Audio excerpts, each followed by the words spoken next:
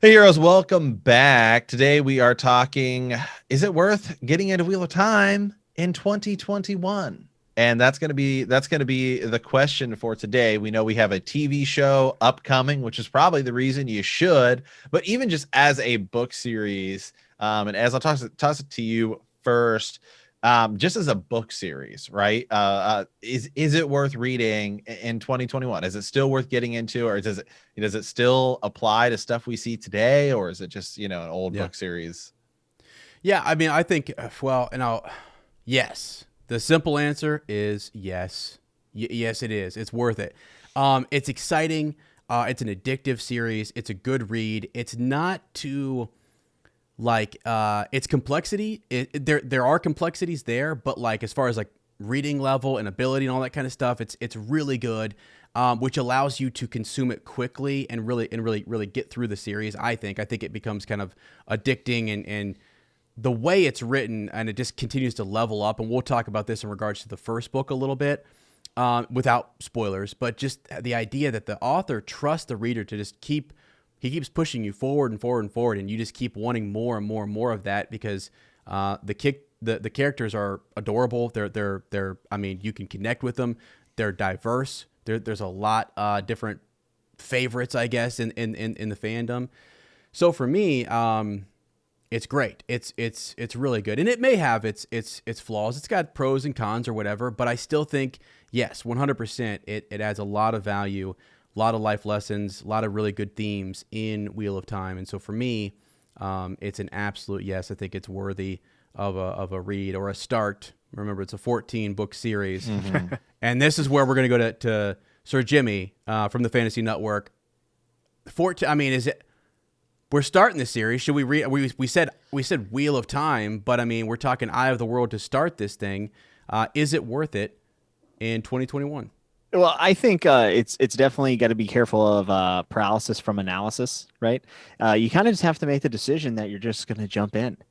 And Yeah. if you are someone who has grown up on Tolkien fantasy, um, I think just based from a book standpoint in the fantasy genre, what Robert Jordan set out to accomplish in a 14 book series is immensely important to the trends and to the themes that we see today. In a lot of our favorite things. Obviously, Brandon Sanderson is very popular. He finished The Wheel of Time. But I think those influences come from Tolkien, but also very important that they came from Robert Jordan.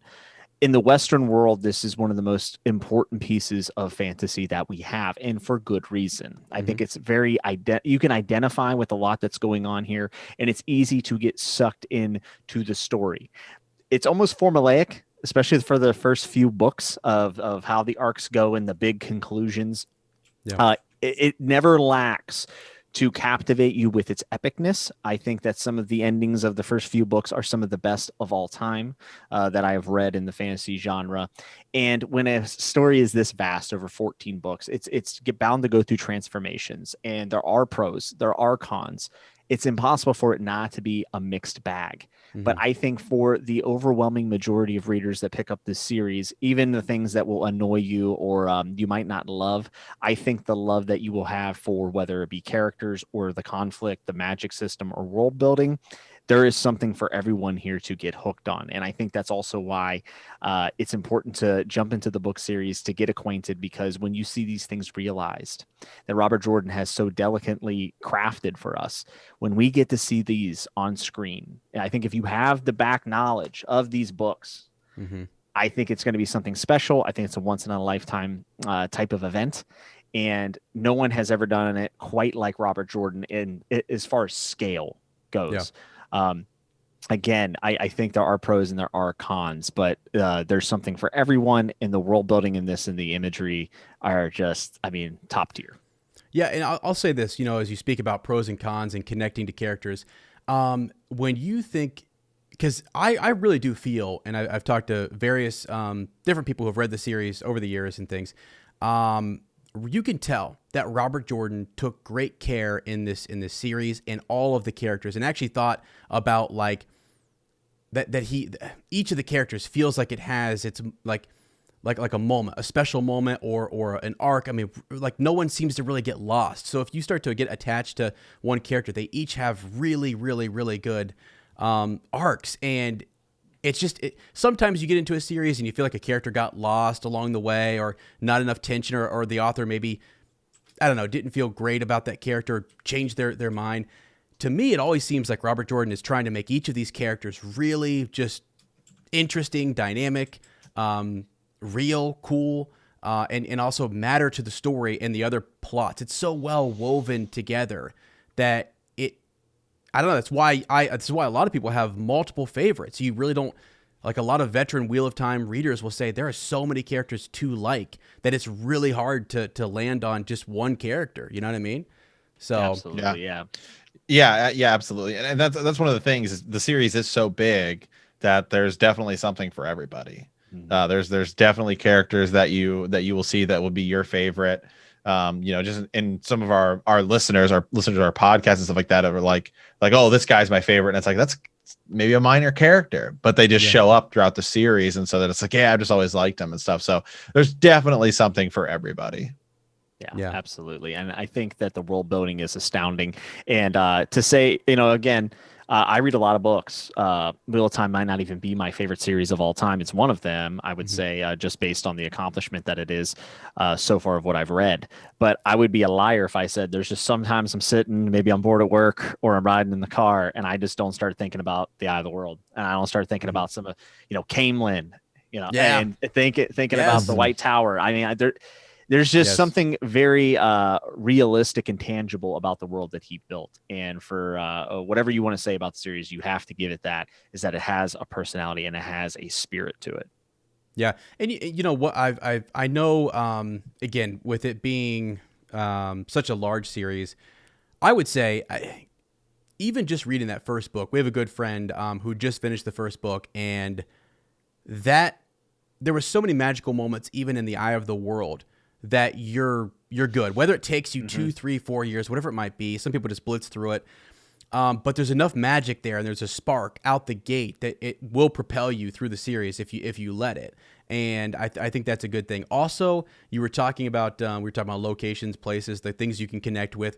And you talked about the world building. The magic system in this is insanely good. I think it's really cool. I mean, I will say, and Matt, you can attest to this, the questions that I get from Sir Matt on the podcast about, like, how does this work and the dynamics and what can you do and what can you not do, the rules. If you like that kind of stuff, this is littered with a really good magic system, I think.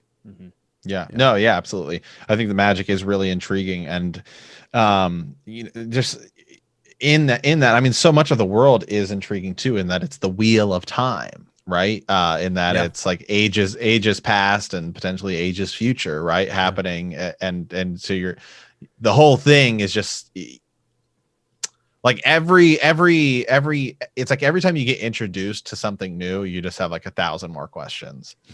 It's true. It's true. And the cool thing about Robert Jordan's writing, and some people might actually, I've heard some people find it taxing, but I think the overwhelming majority of us appreciate it, is the fact that Robert Jordan will take time to recap something that he has went over in books past. He's very, he does trust the reader to make some connections, but he is not afraid to explain something again.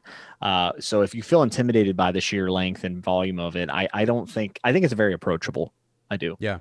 No, that's a really good point. And you're right. Some people will kind of critique that a little bit, but on a first read through, it's really important. And to keep you kind of falling in love with all of this, giving you context, we jump from location to location. And so he does sort of reframe it, and it's significant for a future plot point in that book. So it is. I think it's well done. It's well woven. It is just a really good book series, and I encourage folks to dive in. I mean, we have a lot of folks who, even just if you get through the first 3 books, that arc alone is just so good. And really, if you're talking about just 2021 and you wanted to set a goal, to get through that is an accomplishment, and then you're well prepared for this TV show. And that TV show then might even keep you. That might be that second spark that lights you through the next 3 or 4 books. So I really think it's good. It's good, and I really hope more folks will check it out this year for sure. Yeah, and I just want to make a quick note. I have a lot of friends who are non-readers. They haven't read books since high school, or maybe they only read Harry Potter or something like that. This is something that I've had people who are, not readers pick up and get obsessed with and say, you know, I just hit up a friend today. He hadn't read since high school. I said, dude, how good was Eye of the World? And he said, dude, I think about it all the time. Yeah. So don't feel intimidated by the sheer length. And even if you were to take your time and get through it, I think you can gather a lot even by reading just one book. That's right. And let me tell you what, the way these books end, okay, especially Yeah. the first three, if you don't have the urge to go to the next one, that's tough because That you're right. Yes. that formula he uses does work. It does 100%. It is next level. It is next level. And it is just why it just keeps you, driving forward. It's fantastic. So, we obviously love it. And we hope you guys check it out for sure. So yeah. So Jimmy, thanks so much. The Fantasy Network. Make sure you guys check it out. I'll leave a link down below in the description.